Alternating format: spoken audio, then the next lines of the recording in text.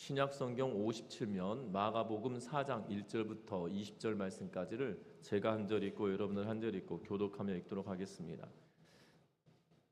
예수께서 다시 바닷가에서 가르치시니 큰 무리가 모여들거늘 늘 예수께서 바다에 떠 있는 배에 올라 앉으시고 온 무리가 바닷가 육지에 있더라.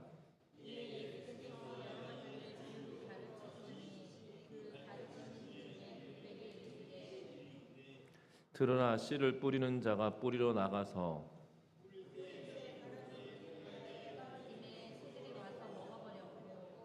더러는 흙이 얕은 돌밭에 떨어짐에 흙이 깊지 아니하므로 곧 싹이 나오나 더러는 가시떨기에 떨어짐에 가시가 자라 기운을 막음으로 결실하지 못하였고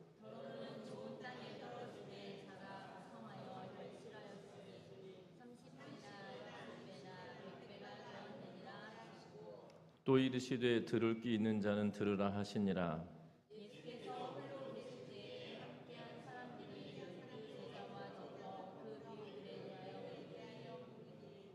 이르시되 하나님 나라의 비밀을 너희에게는 주었으나 외인에게는 모든 것을 비유로 하나니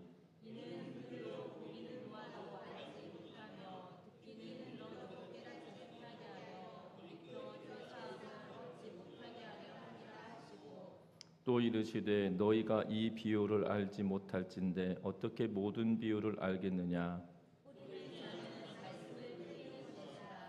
말씀이 길가에 뿌려졌다는 것은 이들을 가리킴이니 곧 말씀을 들었을 때에 사탄이 와서 즉시 그들에게 뿌려진 말씀을 빼앗은 것이요.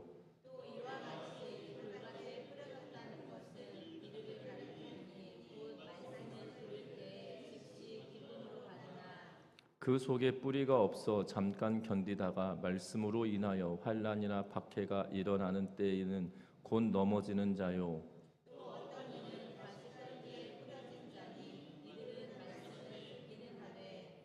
세상의 염려와 재리의 유혹과 기타 욕심이 들어와 말씀을 막아 결실하지 못하게 되는 자요.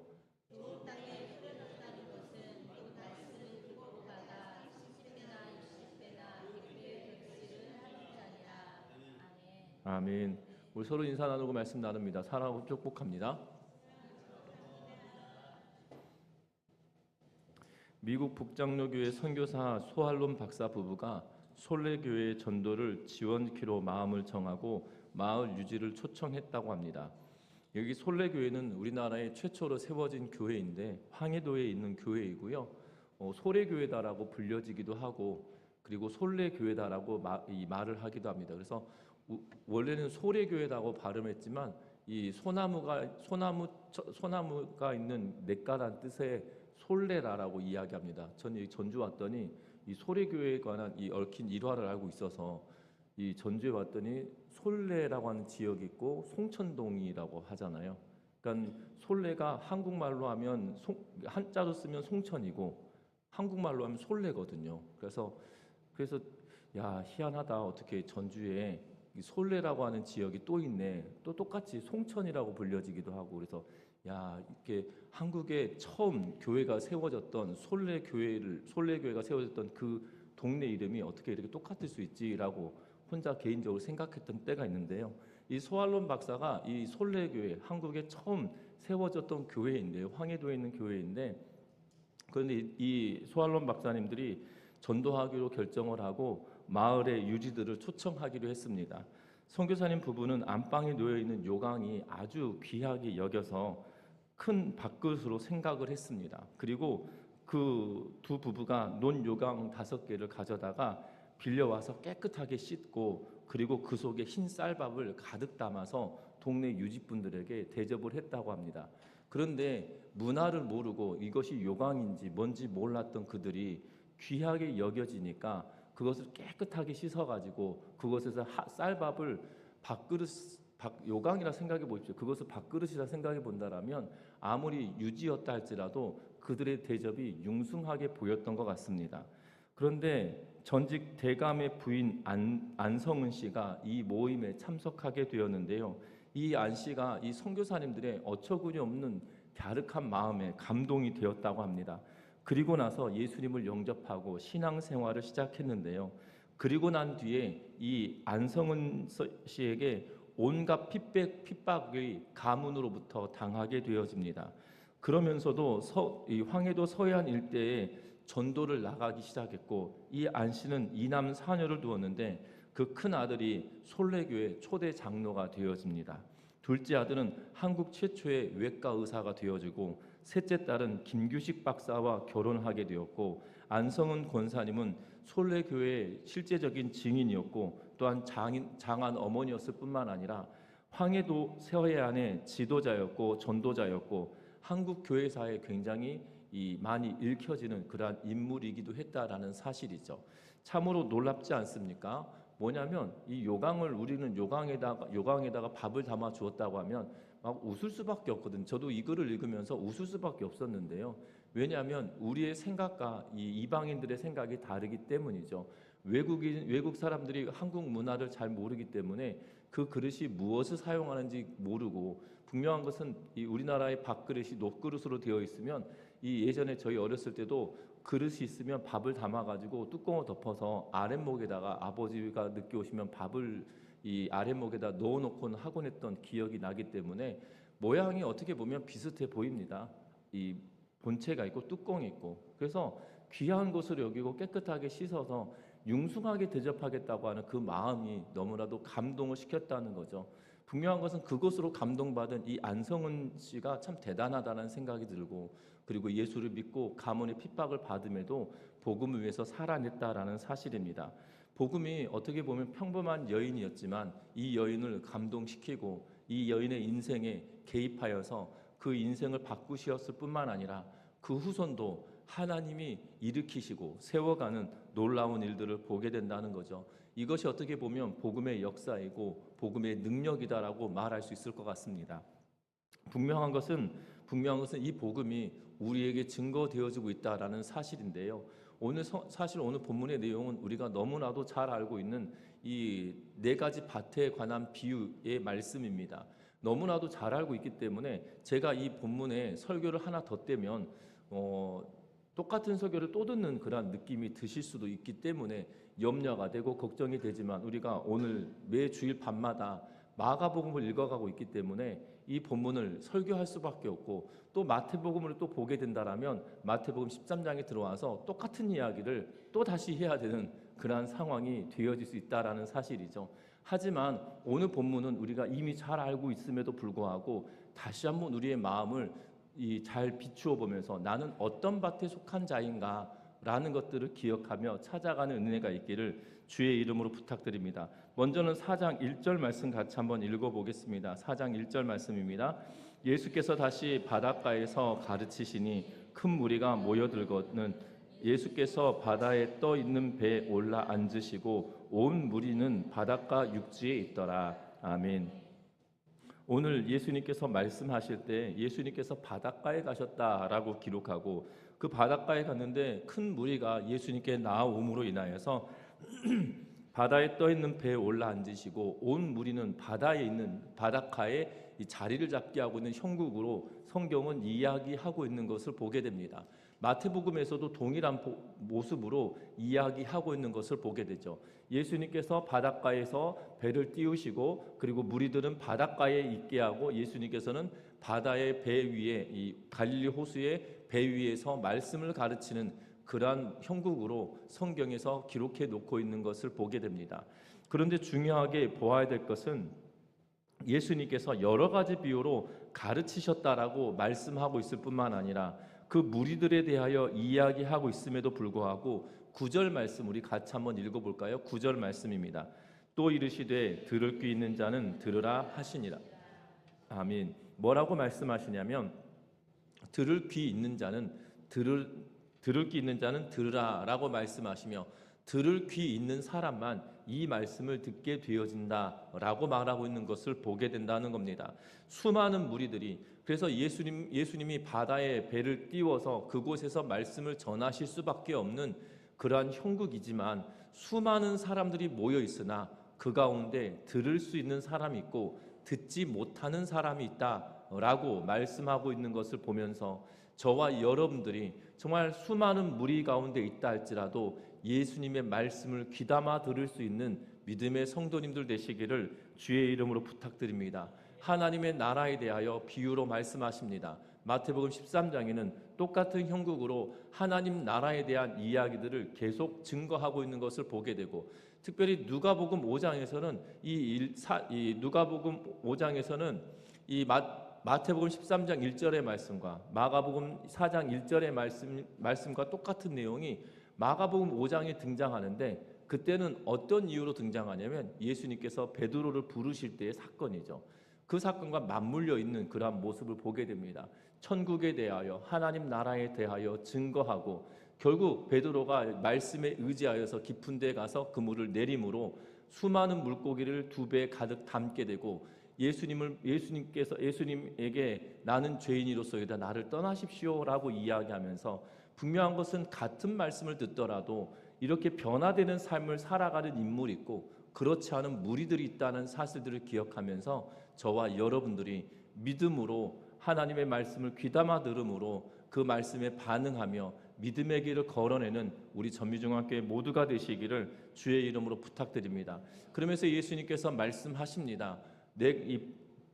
씨 뿌리는 자에 대하여 이야기하시면서 뭐라고 이야기하시냐면 3절 말씀에 이렇게 말합니다. 들으라, 씨를 뿌리는 자가 뿌리러 나가서라고 이야기하고 있는 것을 보게 되죠. 예수님께서 씨를 뿌리러 나가는 자에 대하여 이야기하는데 그 씨를 뿌립니다. 그런데 그 씨를 얼마나 많이 뿌렸는지 4곳의 다양한 밭에 그 씨앗이 떨어졌다고 이야기하죠. 첫 번째 밭은 길가에 떨어졌다. 두 번째는 흙이 얕은 돌밭에 떨어졌다. 세 번째 밭은 가시떨기에 떨어졌다. 네 번째 밭은 좋은 밭에 떨어졌다라고 하면서 그 밭들을 설명할 때 앞에 각각 더러는 하면서 이 더러는이라고 하는 단어를 4번에 걸쳐서 수식하며 반복하고 있는 것을 보게 됩니다. 씨를 뿌렸는데 어떤 것들은 지금 이곳에 떨어졌다. 씨를 뿌렸는데 어떤 것들은 이곳에 떨어졌다. 씨를 뿌렸는데 어떤 것들은 이곳에 떨어졌다라는 의도로 이야기하고 있는 그러한 모습을 보게 됩니다. 우리 이 씨가 많지 않다라면, 씨를 많이 가지고 있지 않다라면 어디에다만 뿌릴까요? 내가 필요한 데만 뿌리지 않겠습니까? 그런데 이 농부는 이 씨를 뿌릴 양이 많았는지 아무데나 다 뿌리고 있는 것처럼 보여지죠. 우리는 일반적으로 농사를 짓는다고 그러면 내가 심고 거둘 만한 이 경계가 되어지는 곳 안에 심는 것을 보게 됩니다. 분명한 것은 흩어 뿌리더라도 내가 원하는 곳에 뿌리는 것이 마땅한 일일 것임에도 불구하고 오늘 성경은 4가지 밭 모두에다가 다 뿌리고 있는 그러한 모습으로 말하고 있다는 거죠. 다시 말하면 이 씨를 뿌리는 자는 마치 복음을 전하는 자, 하나님으로 대변되어진다라면 그 씨앗은 말씀이다라고 이야기할 수 있을 것 같고, 그 말씀이 뿌려지는 밭은 사람들의 각각의 마음과 같다라고 우리는 볼 수 있다라는 사실이죠. 또한 오늘 9절 말씀까지는 비유로 이야기했다라면 10절 말씀부터 시작하여서 20절 말씀까지는 이 4가지 밭에 대하여 비유를 풀어서 설명해주고 있는 그러한 모습을 보게 된다는 사실입니다. 먼저는 길가에 떨어진 씨앗은 새가 먹어버리고, 그리고 흙이 얕은 돌밭에 떨어졌던 이 씨앗은 뿌리가 싹이 났지만 뿌리가 깊지 않으므로 뜨거운 해가 돋아나면 말라버리게 되었다라고 말합니다. 더러는 가시떨기가 있는 그러한 곳에 떨어졌지만 이 씨앗이 싹이 트고 자라게 되지만 결국 가시로 말미암아 기운이 막힘으로 결실하지 못하였다라고 이야기하고, 더러는 좋은 밭에 떨어져서 30배, 60배, 100배의 결실을 맺게 되었다라고 말하면서 그 밭을 설명하고 있는 그러한 모습을 보게 됩니다.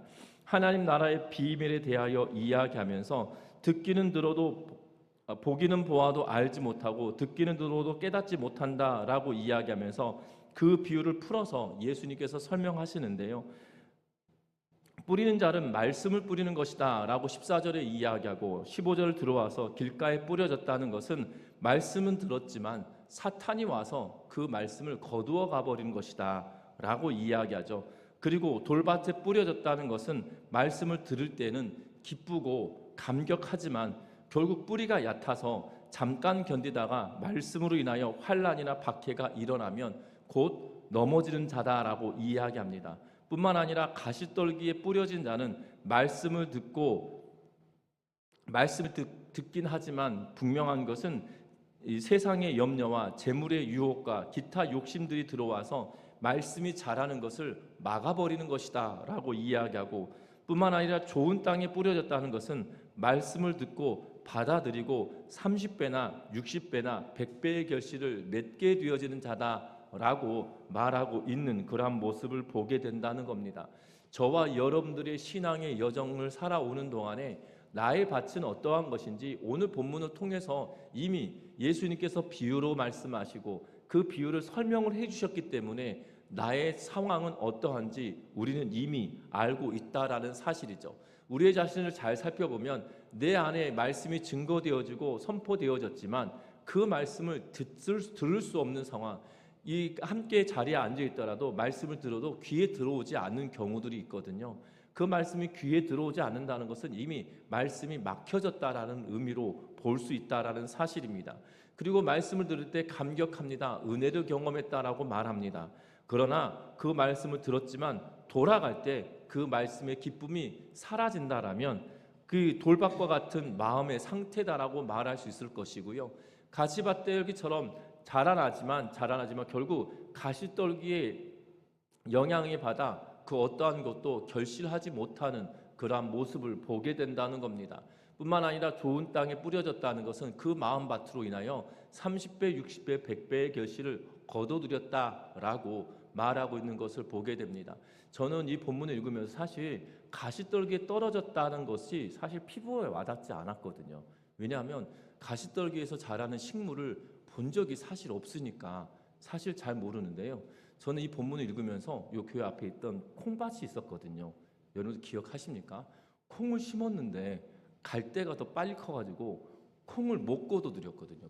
그해 작년이었 2023년도였나요? 콩을 갈아가지고 콩을 정말 예쁘게 잘 심었는데 콩이 자라는 속도보다 이 갈대가 자라는 속도가 빨라서 콩을 전혀 베지도 못하고 거둬들이지 못하고 아예 그냥 다 땅으로 그냥 아예 그 수확 자체를 하지 못했던 것을 보았거든요. 그러니까 열매는 잘 맺었는지는 모르겠지만 어찌되었든 그해 참새들이 참으로 푸지게 먹었던 그런 걸 기억하고, 또 요즘에 이 교회 앞에 이 콩 심었던 그 자리에 참새들이 되게 많이 몰려 있는 것들을 보게 됩니다. 참 희한합니다. 분명한 것은 열매를 맺었더라도 어떤 열매를 맺었는지 알 수가 없는 것 같아요. 왜? 거둬들인 적이 없으니까.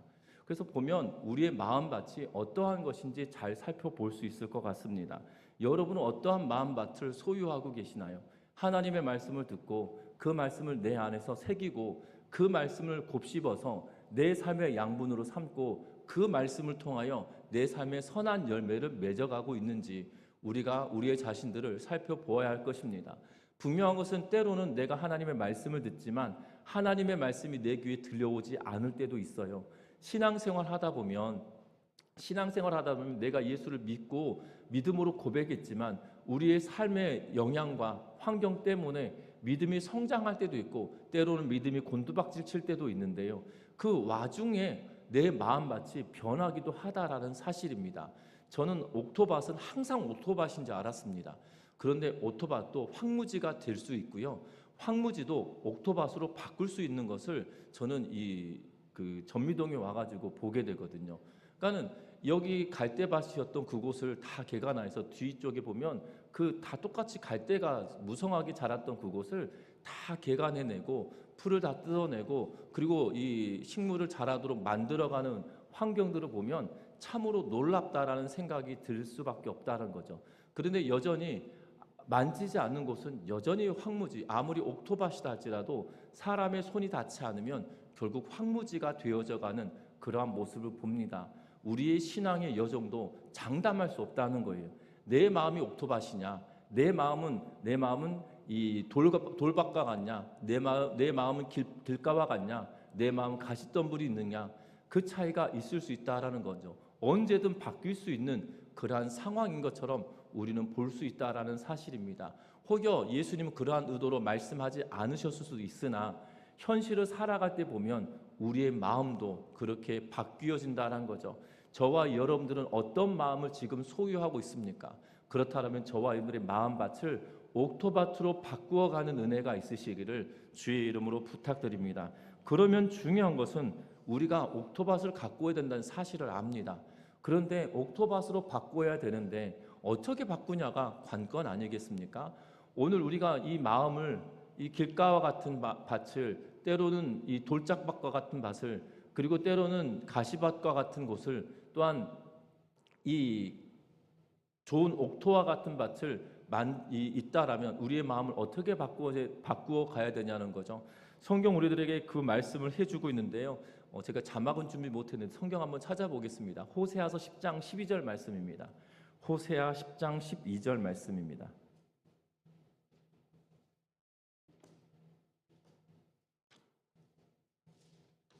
호세아서 10장 12절 말씀.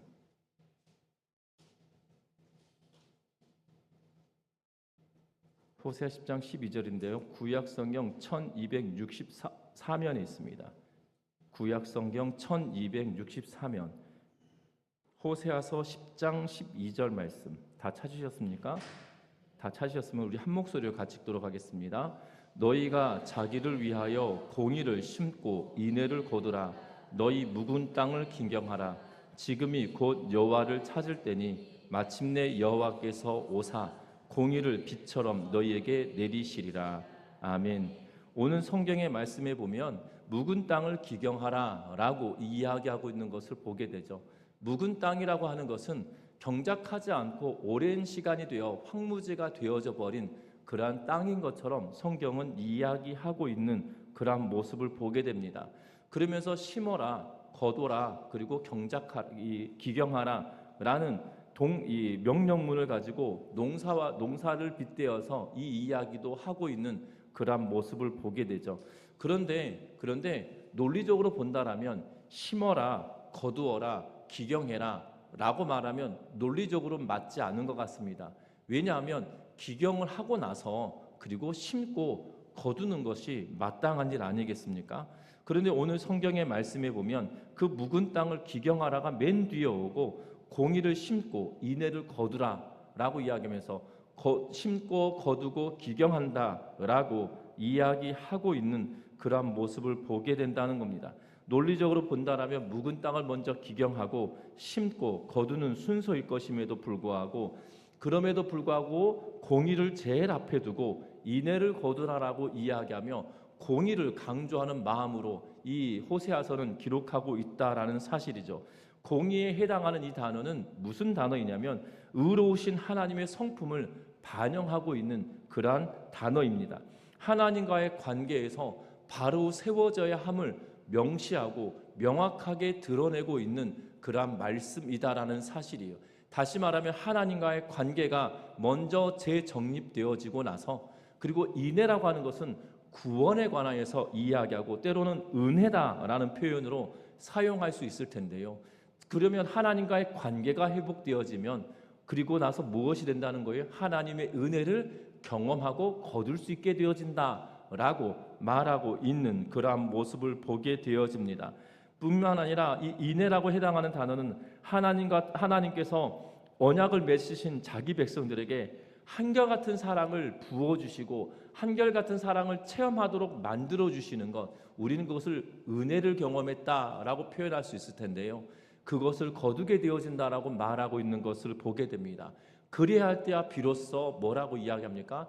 마음이 기경되어진다. 묵은 땅이 기경되어짐을 이야기하고 있는 모습을 보게 되죠. 농사를 따져본다라면 기경하는 것이 먼저이고 심는 것이 그리고 거두는 것이 순서이 되지만 우리가 우리의 마음밭을 바꾸는 일에 있어서만큼은 가장 먼저 행해야 될 것은 하나님과 나 사이의 관계가 어떤 관계인지를 다시 한번 재정립해야 된다라고 성경은 명확하고 분명하게 이야기하고 있다는 거예요.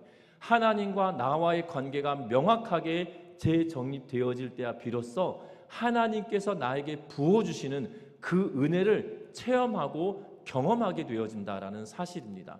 우리가 하나님과의 나와의 관계를 재정립하지 않으면, 명확하게 정립하지 않으면 그 은혜를 체험할 수 없다라는 거예요. 여러분들은 예수 그리스도를 처음 만나고 인격적으로 경험할 때 첫 번째 고백되어지는 것이 무엇입니까? 나는 죄인입니다 라는 고백이에요.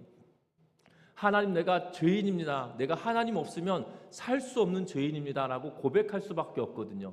그러면서 어떻게 됩니까? 나를 구원하여 주십시오 라고 하며 하나님께 그 구원의 은총을 부어달라고 그 하나님께, 구원자 되신 하나님께 나아가게 되는 거죠. 이것이 관계 설정입니다. 관계가 명확하게 되어질 때 비로소 하나님께서 우리에게 구원을 베풀어 주시고 은혜를 베풀어 주시고 사랑을 베풀어 주시는 것이 우리에게 경험되어진다라는 사실이에요.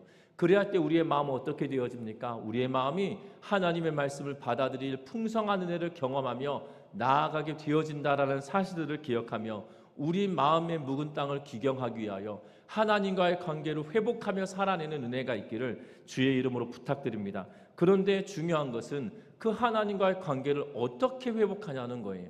하나님과의 관계를 어떻게 회복하느냐, 오늘 이 호세아 10장 12절 말씀 다시 한번 읽어볼게요. 너희가 자기를 위하여 공의를 심고 인애를 거두라. 너희 묵은 땅을 기경하라. 지금 곧 여호와를 찾을 때니 마침내 여호와께서 오사 공의를 빛처럼 너희에게 내리시리라. 아멘. 오늘 성경 말씀에 보면 뭐라고 이야기합니까? 여호와를 찾을 때니 라고 이야기하고 있어요. 여호와를 찾아야 되는 때다라고 말하고 있는 것을 보게 됩니다. 본문은 단순하게 하나님을 찾는데 한 번 딱 찾아라 이렇게 말하지 않아요. 찾을 때까지 찾으라라고 지금 계속적으로 반복적으로 하라고 이야기하고 있는 것을 보게 되어집니다. 성경 우리들에게 말씀합니다. 구하라 그리하면 너희에게 주실 것이요, 찾으라 너희가 찾을 것이요, 두드리라 문이 열릴 것이다 라고 말씀하고 있는 것을 보게 되죠. 그 말씀을 통해서 우리가 기억할 것은 하나님 나를 만나 주십시오라고 끊임없이 문을 두드리고 하나님 나를 만나 주십시오라고 그 하나님을 찾으며 나아갈 때 하나님은 우리에게 뭘 하시겠다고 이야기합니까? 여호와께서 오사 공의를 빛처럼 너희에게 내려주시리라 라고 말씀하고 있는 것을 보게 되어진다는 거예요. 다시 말하면 우리가 하나님을 찾기 위해 하나님 찾아서 끊임없이 그 하나님께 나를 만나 주십시오, 하나님을 찾길 원합니다, 나와 함께 해 주십시오, 하나님 나와 동행하여 주십시오, 하나님의 은혜를 경험하길 원합니다 라고 하며 하나님께 끊임없이 하나님을 찾으며 나아갈 때 우리에게 하나님께서 찾아오셔서 그냥 찾아오심이 아니라 하나님과의 관계를 회복시키며 하나님의 성품 우리가 깨닫도록 만들어주시는 공의를 비와 같이 우리에게 부어주시겠다라고 약속하고 있는 그런 모습을 보게 된다는 사실입니다. 저와 여러분들 신앙생활할 때 우리의 마음이 때로는 이 네 개의 밭처럼 변화되어질 수도 있다는 사실입니다.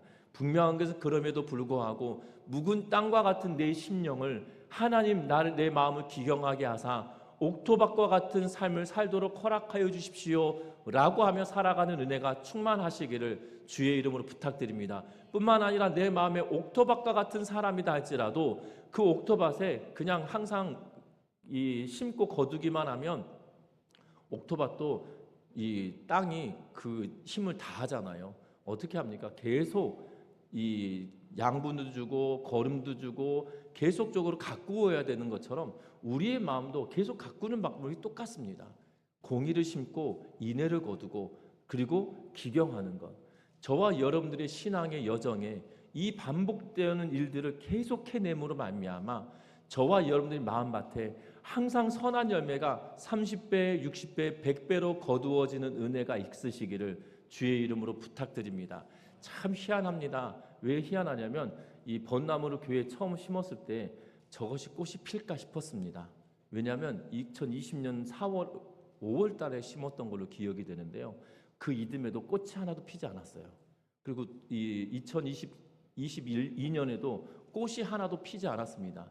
2023년도에 꽃이 몇 개 피더라고요. 그리고 작년에 꽃이 그나마 좀 볼만큼 피었습니다.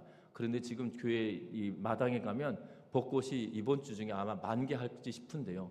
벚꽃이 참 많이 피일 것 같습니다. 여러분들 희한합니다. 나무를 옮겨 심고 나서도 그 나무가 성장해 갈 때 해를 거듭할 때마다 바뀌어지잖아요. 분명한 것은 저와 여러분들이 우리의 마음맛이 옥토밭이라 할지라도 날마다 묵은 땅을 기경하는 마음으로 우리의 마음을 날마다 하나님께로 향하여 나아가고 하나님을 날마다 찾는 삶을 살아감으로 말미암아 우리에게 공급하여 주시는 하나님의 놀라우신 은혜가 날마다 충만해져서 저와 여러분들이 날마다 30배, 60배, 100배의 결실을 맺을 뿐만 아니라 저와 여러분들 통해서 선한 영향력들을 우리 주변에 끼치며 살아가는 우리 전미중앙교회 모든 성도님들 되시기를 주의 이름으로 부탁드립니다. 말씀을 맺으려고 합니다. 복음은 하나님의 말씀은 거짓된 것이 없습니다. 분명한 것은 우리의 마음이 어떤 상태냐에 따라 말씀이 역사하는 방식이 달라진다라는 사실이죠. 분명한 것은 우리의 마음이 어떠하든지 우리가 하나님을 찾으며 그 하나님을 갈망하며 그 하나님을 바라보면서 그 하나님이 내 삶 가운데 개입하시고 역사하시고 돌보아 주시는 은혜를 날마다 체험하며 정말 옥토밭이 날마다 유지되어지고 더 많은 결실들을 맺어가는, 처음에는 30배를 맺었다라면 그 이듬해는 60배를 맺고 그 이듬해는 100배를 맺어가는 날마다 성장해가는 우리 전미중앙교회 모든 성도님들 되시기를 주의 이름으로 부탁드립니다. 기도하겠습니다.